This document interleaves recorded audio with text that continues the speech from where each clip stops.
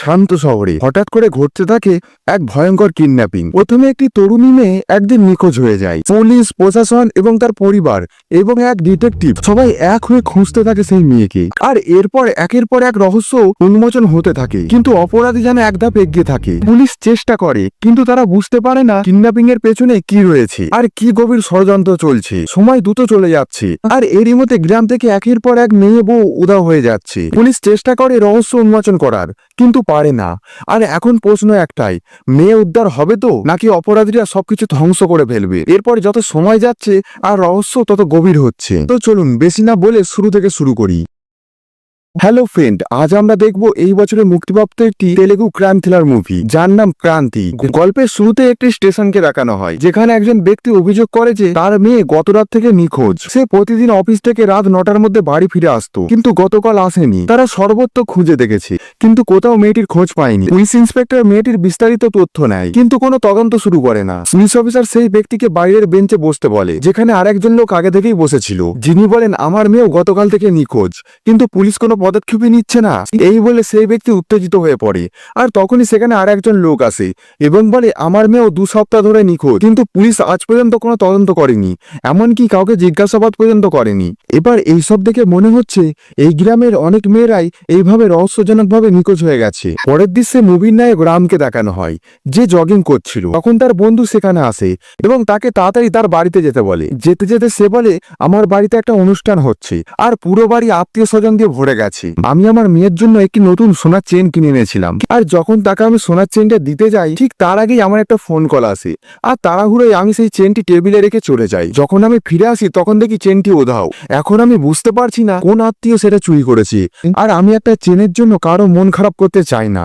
দোস্ত, তুই কোনোভাবে আমার সেই চেনটা ফেরত এনে দে। আসলে রাম গোয়েন্দা হওয়ার জন্য পড়াশোনা করছে, তাই এইসব কাজের জন্য তার বন্ধুরা তাকে প্রায়ই ডাকে। তারপর রাম তার বন্ধুর বাড়িতে গিয়ে সবাইকে পর্যবেক্ষণ করতে শুরু করে। সবাই এমন আচরণ করছে যেন এটা তাদের নিজেদের বাড়ির অনুষ্ঠান। সবাই হাতে হাত লাগিয়ে কাজ করছে। এ দেখে রাম ভাবতে থাকে এদের মধ্যে কার উপর আমি সন্দেহ করব।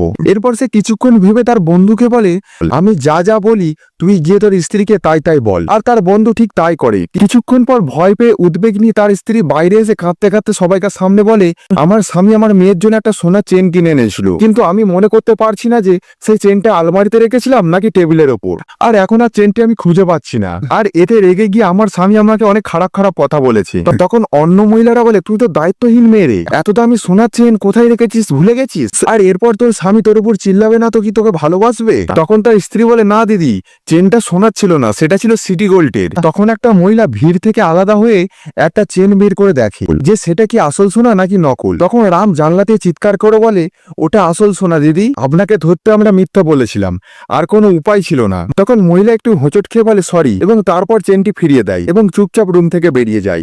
আর এর মাধ্যমে কে চোর সেটাও বোঝা যায়। আর এরপর অনুষ্ঠানও ঠিকমতো সম্পন্ন হয়। রামের বন্ধু তার দক্ষতার প্রশংসা করে এবং তাকে অনেক ধন্যবাদ জানিয়ে বিদায় দেয়। এরপর রাম তার গার্লফ্রেন্ড সন্ধ্যার সঙ্গে দেখা করে।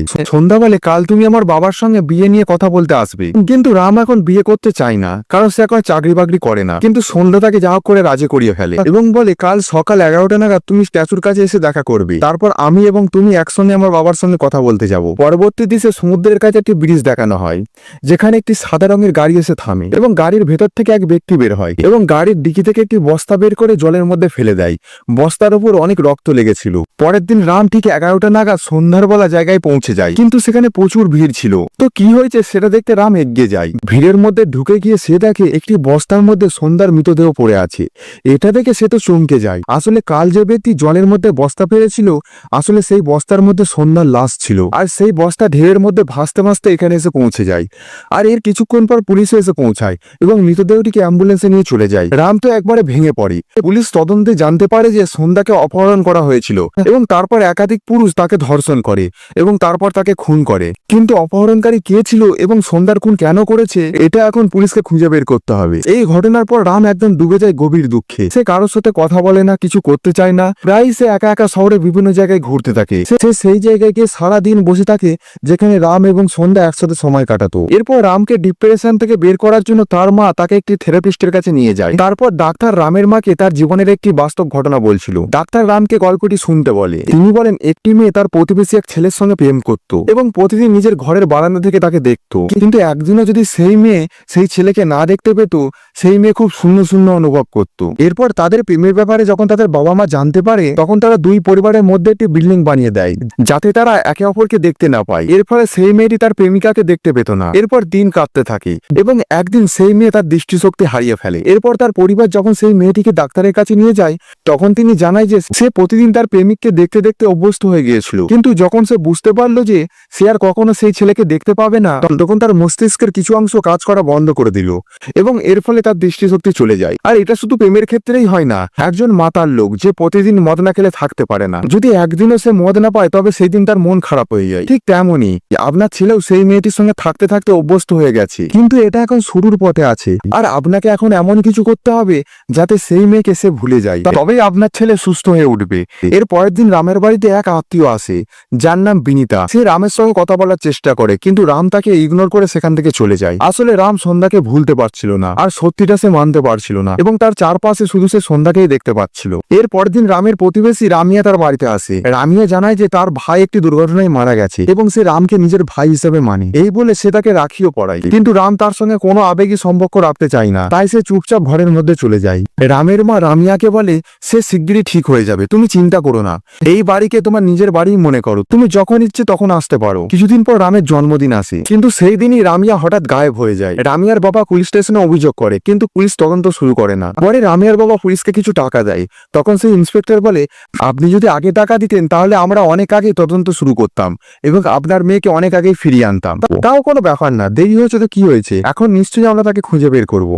এরপর আমরা রামিয়াকে দেখতে পাই। কিডন্যাপারের গ্যাং তাকে একটি জায়গায় বন্দি করে রেখেছে। রামিয়া তাদের থেকে পালানোর চেষ্টা করে, কিন্তু এক কিডন্যাপার তাকে বলে তোকে কষ্ট করে পালাতে হবে না, কিছুদিন পর আমি তোকে স্বর্গে পৌঁছে দেব। আসলে সন্ধ্যাও এই গ্যাংয়ের হাতেই বন্দি ছিল এবং সে বাঁচার চেষ্টা করতে গিয়ে নিচে পড়ে যায়। তার মাথায় গভীর আঘাত লাগে, কিন্তু এই গ্যাং তার বাকি জীবনটুকু নিয়ে নেয় এবং তাকে একটি বস্তার মধ্যে ভরে সমুদ্রে ফেলে দেয়। কিন্তু প্রশ্ন ওঠে কেন এই গ্যাং এইসব মেয়েদেরকে কিডন্যাপ করে এবং তারপর কেন তারা মেয়েগুলিকে হত্যা করে, এটা এখন একটি রহস্য। আর অন্যদিকে দেখি রামের মা রামকে বলে যা সন্ধ্যার সাথে হয়েছে তেমন কিছু যেন রামিয়ার সাথে না ঘটে, তুই যা, তাকে যে কোনো উপায়ে বাঁচা। কিন্তু রামের ওপর এসব কথার কোনো প্রভাব পড়ে না। রাম চুপচাপ উঠে ব্রিজের ওপর দাঁড়িয়ে যায়। তখন সে অনুভব করে সন্ধ্যা যেন তার সামনে দাঁড়িয়ে রয়েছে এবং তাকে বলছে আমার স্মৃতিতে বেঁচে থাকার কোনো মানে নেই, তুমি রামিয়াকে বাঁচানোর চেষ্টা করো। তখন রাম বুঝতে পারে যে তাকে বাস্তব গ্রহণ করতে হবে। সে দ্রুত বাড়ি ফিরে এসে তার মায়ের কাছে জানতে চায় রামিয়াকে বাঁচিয়ে কি এখানে নিয়ে আসবো না তাকে তার বাড়িতে পাঠিয়ে দেবো। এতদিন পর রামের মুখে কথা শুনতে পেয়ে তার মা খুব খুশি হয় এবং বলে তাকে এখানে নিয়ে আয়। এরপর আমরা একটি পুলিশকে দেখতে পাই যার কাছে একটি পলিটিক্যাল পার্টির লোকের কল আসে, যেখানে বলা হয় আমার বন্ধুর মেয়ে নিখোঁজ, দ্রুত তাকে খুঁজে বের করুন। এবার ইন্সপেক্টর তার কনস্টেবলের উপর চাপ দেয় এবং তারা সব জায়গায় জিজ্ঞাসাবাদ করতে শুরু করে, কিন্তু বাকি মেয়েদের মতো তারও কোনো সন্ধান পাওয়া যায় না। এখন রাম একটি কনস্টেবলের সঙ্গে দেখা করে যিনি রামের আত্মীয়। রামের অনুরোধে সেই কনস্টেবল তদন্তের সব তথ্য রামের সাথে শেয়ার করে। তখন রাম জানতে পারে যে যখন রামিয়া নিখোঁজ হয়েছিল তার আগে সে রাত 11:30 লাইট হাউসের কাছে একটি মেয়ের সাথে স্কুটারে এসেছিল। সেই মেয়েটি বোরখা পরেছিল।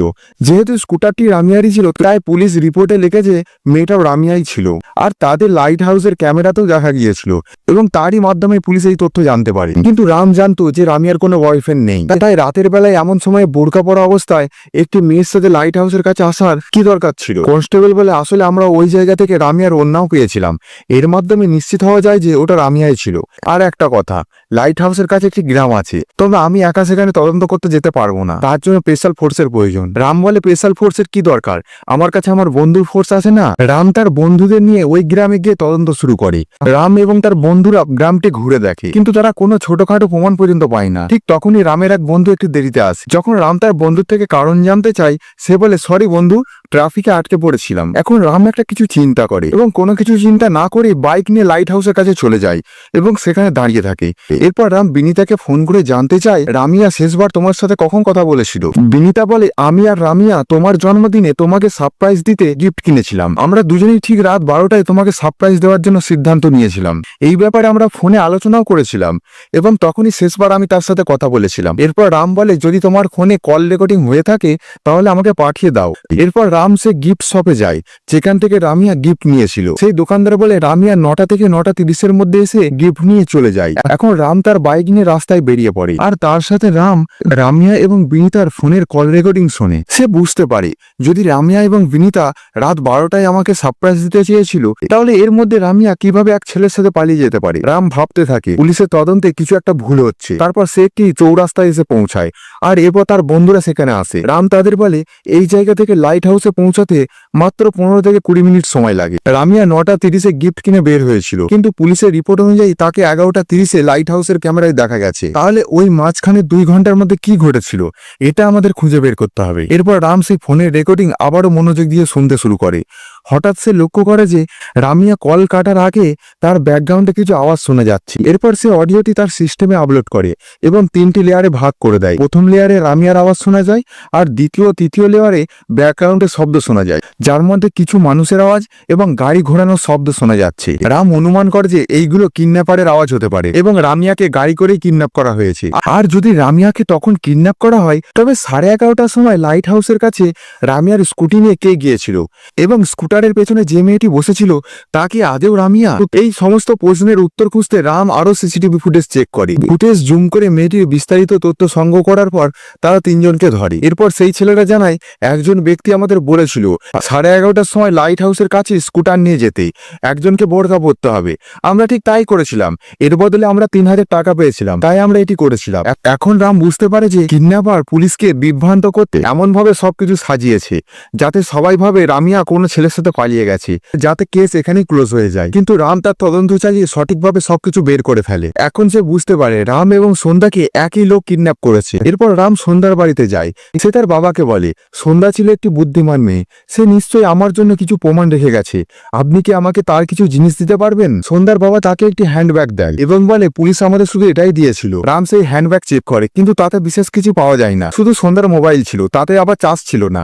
রাম সেই মোবাইলটি চার্জ দেয় এবং কিছুক্ষণ পর অন করে। তখন একটি অ্যালার্ম বাজতে থাকে এবং একটি মোবাইল নাম্বার স্ক্রিনে ভেসে ওঠে। আসলে যখন কিডন্যাপাররা সন্ধ্যাকে কিডন্যাপ করেছিল তখন সে সাহায্যের জন্য রামের নাম্বারে কল করেছিল কিন্তু সেই সময় কল কানেক্ট হয়নি। তখন অপহরণকারীরা বাইরে দাঁড়িয়েছিল এবং কারোর সম্পর্কে আলোচনা করছিল। তখন তারা একটি ফোন নাম্বার বলছিল। সন্ধ্যা তার মোবাইলে অ্যালার্মে ওই নাম্বারটি সেট করে দেয় যাতে যদি পরবর্তীতে এই মোবাইলটি কারো হাতে পড়ে তবে সে ওই নাম্বারে যোগাযোগ করে যেন তার কাছে পৌঁছাতে পারে, তাকে উদ্ধার করতে পারে। রাম বলে আমি জানতাম সন্ধ্যা খুব বুদ্ধিমান এবং সে তার জন্য কোনো না কোনো পথ নিশ্চয়ই রেখে যাবে। এরপর সে ওই ফোন নাম্বারটি ট্র্যাক করে সেই নাম্বারের মালিকের ঠিকানায় যায় কিন্তু সেখানে গিয়ে সে জানতে পারে ওই নাম্বারের মালিক 2 বছর আগেই মারা গেছে। এবার রামের দিক থেকে তদন্ত একবারে বন্ধ হয়ে যাওয়ার জোগাড় হয় কারণ এখান থেকে আর সামনে যাওয়ার কোনো রাস্তা নেই। তখন রাম বলে সে যতই শক্তিশালী অপরাধী হোক না কেন একদিন না একদিন সে অবশ্যই ভুল করবে, তার মস্তিষ্কের ভারসাম্য নষ্ট ঠিকই হবে আর তাকে মানসিকভাবে বিপর্যস্ত করার জন্য আমাদের কিছু বিপজ্জনক পদক্ষেপ নিতে হবে। যদি লোকজন তার সম্পর্কে বেশি আলোচনা করতে থাকে তাহলে তার মানসিক অবস্থা ভেঙে যেতে পারে।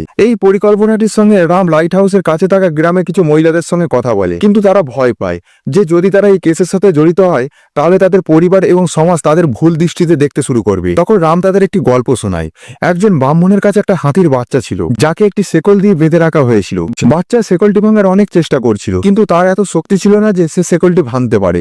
একসময় সে চেষ্টা করা বন্ধ করে দেয়। এরপর দিন যায়, হাতির বাচ্চাটা বড় হয়ে ওঠে। তখন তার মধ্যে এতটা শক্তি আসে যে সে সহজেই শেকলটা ভেঙে ফেলতে পারে কিন্তু ছোটবেলা থেকে তার মনে ঢুকে গিয়েছিল যে সে এই শেকলটা ভাঙতে পারবে না, তাই সে আর চেষ্টাও করেনি। আর এখানে তুমি এবং আমি ওই হাতির মতনই আর এই সমাজ সেই শেকলের মতো। মহিলারা এই কথা বুঝতে পারে এবং বলে আমরা সেই মেয়েকে বাঁচানোর জন্য আপনার সঙ্গে কাজ করতে প্রস্তুত আছি, বলুন আমাদের কি করতে হবে। পরের দৃশ্যে রামিয়াকে দেখতে পায়। সে অপহরণকারীর মুখ দেখে তার মুখে জল ছিটিয়ে দেয়। তখন অপহরণকারী তার মুখের মাস্ক খুলে ফেলে এবং তখন জানা যায় যে এটি সেই পুলিশ ইন্সপেক্টর যাকে সিনেমার শুরুতেই দেখানো হয়েছিল আর সেই মেয়েদের কিডন্যাপ করছিল। আর এদিকে সমস্ত গ্রামের পুরুষরা রামের কাছে এসে জানতে চায় তুমি আমাদের স্ত্রী ও মেয়েদের কি বলেছো। এখন তারা দরজা বন্ধ করে ঘরের মধ্যেই বসে থাকে। তখন রাম তাদের সব বলে দেয়। তার কথা শুনে সবাই বলে এখন আমরা কি করব বলো। তখন রাম গ্রামবাসীদের বলে আপনারা সবাই পুলিশ স্টেশনে গিয়ে অভিযোগ করেন যে আমাদের গ্রাম থেকে মহিলারা নিখোঁজ হয়ে গেছে। 50 জনের বেশি গ্রামবাসী পুলিশ স্টেশনে গিয়ে তাদের স্ত্রী নিখোঁজ হয়ে যাওয়ার অভিযোগ দায়ের করে। এরপর সেই সংখ্যা ধীরে ধীরে 100-র বেশি হয়ে যায়। এরপর প্রেস মিডিয়া দৃষ্টি এই গ্রামের দিকে চলে আসে। সবাই এই গ্রাম নিয়েই আলোচনা শুরু করে যে ওই গ্রামে কি হচ্ছে, কেন মহিলা মহিলারা ঘরে তালা দিয়ে বসে আছে এবং তাদের স্বামীরা কেন তাদের নিখোঁজ হওয়ার অভিযোগ দায়ের করছে। এতে সেই থানার পুলিশের উপর চাপ বাড়ে।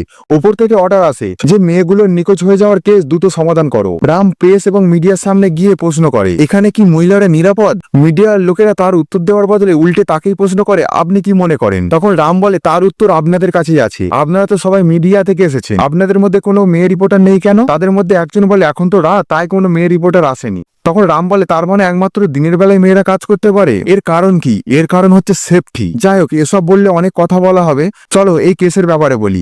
রামিয়া নামের এক মেয়ে অনেকদিন ধরে নিখোঁজ হয়ে রয়েছে, কিন্তু পুলিশ কোনো অ্যাকশন নেয়নি।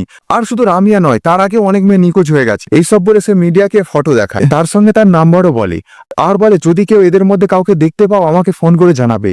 আর ততদিন পর্যন্ত আমার সংঘর্ষ চলতেই থাকবে, যতদিন না আমি তাদের উদ্ধার করতে পারি। এর কিছুক্ষণ পর রামকে এক মহিলা ফোন করে, আর সে বলে, আমি এক পলিটিশিয়ানের বাড়িতে কাজ করি, আর সেখানে তার দেখানো একটি মেয়েকে সে তার ঘরে দেখেছে। আর রাম তখন সময় নষ্ট না করে সেখানে গিয়ে রামিয়াকে উদ্ধার করে নিয়ে আসে। আর রামিয়া তখন মিডিয়ার সামনে বলে যে ওই পলিটিশিয়ান আর পুলিশ অফিসার দুজনে মিলে আমাকে কিডন্যাপ করে আমার সঙ্গে অনেক খারাপ কাজ করেছে, আর বাকি মেয়েদেরও তারাই কিডন্যাপ করেছিল। এর পরের সিনে দেখি রাম সেই পলিটিশিয়ান ও পুলিশ ইন্সপেক্টরকে খুব মারে। তারপর পুলিশ কর্মকর্তা সত্য স্বীকার করে এবং জানায় যে তাকে প্রমোশনের জন্য এটি করতে হয়েছিল এবং ওই পলিটিশিয়ানের মেয়ের প্রয়োজন ছিল, তাই মেয়েদের অপহরণ করে আমি তাকে দিয়ে দিতাম। তারপর সেই পলিটিশিয়ানের মন ভরে গেলে সেই মেয়েকে মেরে বস্তার মধ্যে পুরো সমুদ্রে ফেলে দিয়ে আসতো। এরপর সব শুনে রাম তাদের দুজনের সঙ্গে তাই করে যা তারা মেয়েদের সঙ্গে করত। সে তাদের দুজনকে মেরে বস্তার মধ্যে পুরো ব্রিজের মধ্যে নিয়ে যায় আর তাদের সমুদ্রের মধ্যে ফেলে দেয়। আর এই সঙ্গে মুভিটি এখানেই শেষ হয়ে যায়। তো বন্ধুরা, মুভির স্টোরি আপনাদের কেমন লাগলো? যদি ভালো লেগে থাকে চ্যানেলটি সাবস্ক্রাইব করে আমাদের সঙ্গে থাকবেন। ধন্যবাদ।